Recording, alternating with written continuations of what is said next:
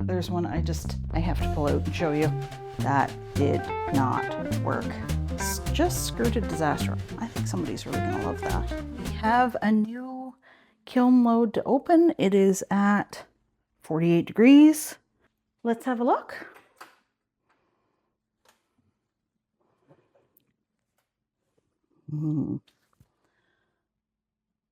Ooh, 48 degrees, still pretty warm inside. And still overfired, so I'm gonna have to dial back the temperature a little bit more.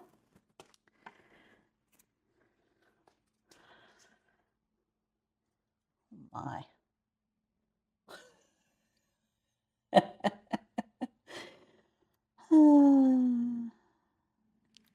Okay, I'm gonna have to wait for most of this, but there's one I have to pull out and show you. This was the glaze that I made, called Baja Blue, and I went ahead and put it on a pot, and wow, like just wow, that did not work. Those are some blisters. Wow.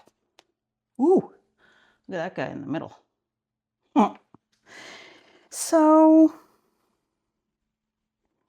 you know, sometimes you take a chance and that's what happens. I mean, it did overfire, so it is possible that this glaze might have been okay at a proper cone 6, but I was clearly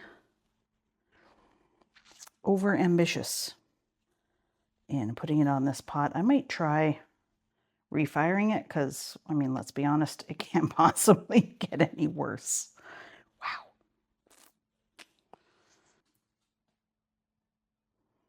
Should I have heat gloves? Yeah, I should. Ooh.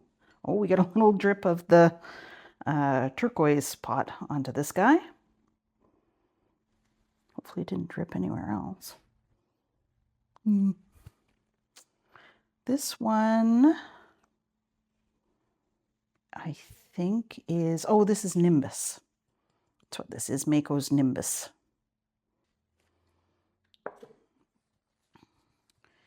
And this is the Power Turquoise pot. Ooh, look at that. It's just skirted disaster. I'll have to sand that guy down, but this would be Reclaim. Look at those. Let's see. You see those runs? Like, it's just perfect. Just hit the kiln shelf. And the kiln wash did its job. That's interesting. I probably would have kept going down to the bottom, but it hit that other pot that I put too close to it. Anyway, that's solvable. Turquoise is so pretty.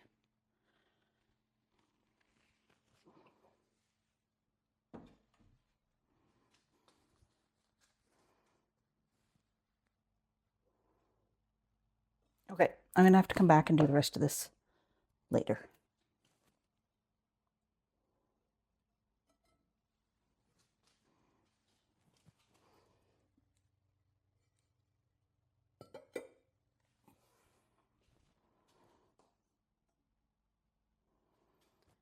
Okay, this is the refire that I did because there was some crawling on the inside, so I put a little bit more glaze on there, and that seems to have done the trick.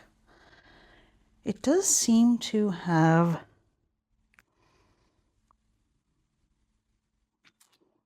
maybe darkened up the colors a little bit, or maybe I'm imagining it. Still a really nice Nariagi cup. Here is just a smidge toasty. Here's another of the Laguna Power Turquoise bowls. This is on Pottery Supply House 500 red clay. And think all of the powder turquoise bowls that I did, no, this one I was able to dip. So this one I poured on the inside, poured it out, and then dipped the outside. And this turned out beautifully. I like the shape of it. Could be a little larger. It's a bit on the small side for a ramen bowl, but I like the shape, I like the color. I'm pleased.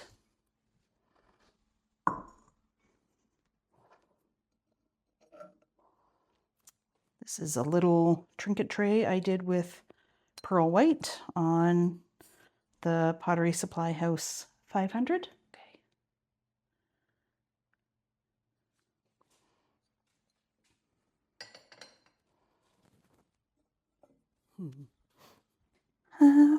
All right, more Baja Blue. Yeah, it's consistent anyway. Huh. I have to go back and look at the pictures of this and see if there were any chunky bits or that was particularly heavy, but either way, this glaze is not at all what I was hoping it was going to be, so I might have to move on and try some new recipes. And here's another Baja Blue. It does work well on the red. So that's that same glaze. Why it would work on this and not this, I don't know. Maybe this didn't get as hot. But, I mean, this cone 6 is still bending over pretty far, so.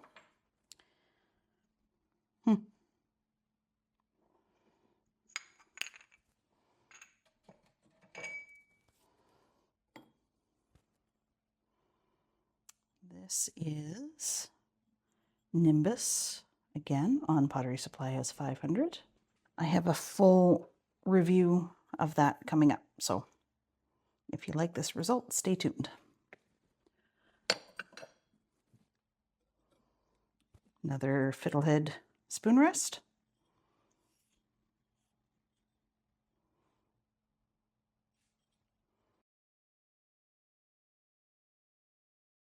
Because I was using a small 7-inch shelf that I have for my test kiln to kind of add some layers, because the furniture kit for this kiln only comes with 2 full shelves, and one of course has to go on the bottom, and then 1 half shelf. So like, it's just not nearly enough furniture. So I'm kind of trying to make do while I wait for more furniture.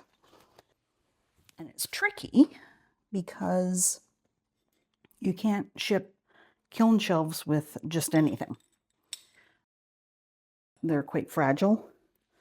So these ones were shipped with the kiln and a bunch of clay, which meant it was on a pallet and it was fairly safe. But to get more, there's nobody in town that sells them. And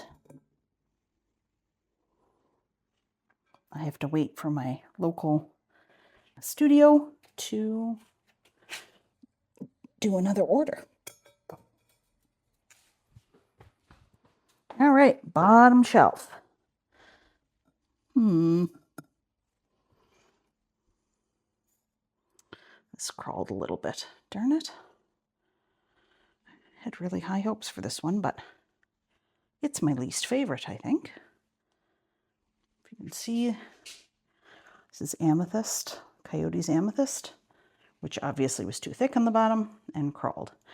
And I did pour this, and so lesson learned that I need to be a little bit quicker with the pours, or maybe take a sponge and wet down the bottom of it so that it soaks up less of the glaze. Anyway, I will try to refire this one because I like Coyote's amethyst and it is one of my more expensive glazes, so we're going to try and save this one if we can. Put a little bit more glaze on these spots and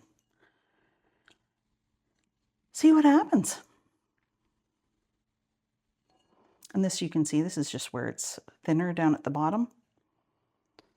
I did brush the outside of this and receded the layers maybe a little bit too much, but again, I can put a little bit more on there and refire this. And, oh, okay, interesting.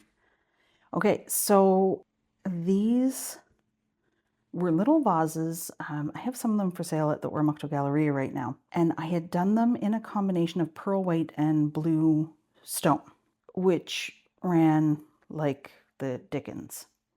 So I put some, what is this? Some Storm Celadon by Amico on the bottom to try and catch the runs so that I didn't have to come up with, wash all this off and redo the glazing. And it's actually kind of cool. It's not really like my usual stuff, but I think somebody's really going to love that. Ah, this one. Oh my goodness. It didn't. Oh, it did. You thought for a second it didn't run. This is rose quartz and amaryllis, and I was pretty sure it was going to run. So I put it on 2 cookies just to bring it up a little bit because I didn't have any that were actually large enough. Anyway, we'll be using this inside the house because this cookie is, I would say, permanently fused. Luckily, I made this for us to use in the house anyway, so that's fine. Here is, this is my soap dispenser where I was using the threader tool from Pottery Supply House. Took me ages and ages to figure out how to get this to work. So I will test this out and see if it indeed does fit the top. And I will do another video and I will tell you all about it. And it's a little vase. And I put some slip on this and then carve some little flowers. Really? Wait, was that slip? Yep, that was slip. So this was actually a bit of a test because I made the slip ages and ages ago and I wasn't sure how much of the stain I had put in it. And now I know that the answer is not very much. So I'll want to put some more in that because I don't usually use a lot of pastel-y colors. This, however, is adorable. And that's it. Again, overfired. I did dial back, I did a cone offset of 15 degrees for this, and it did help because it's not like all curled up on the bottom like it was the first time around. Let me get this closer for you. There we go. It's not all curled up. This was the first one, and this is the second one. So we're getting closer, but I might actually do another 10 degrees.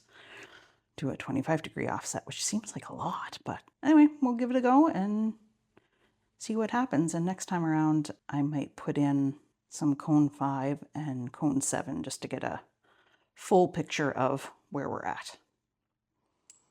And there we have it. Glaze load number 2.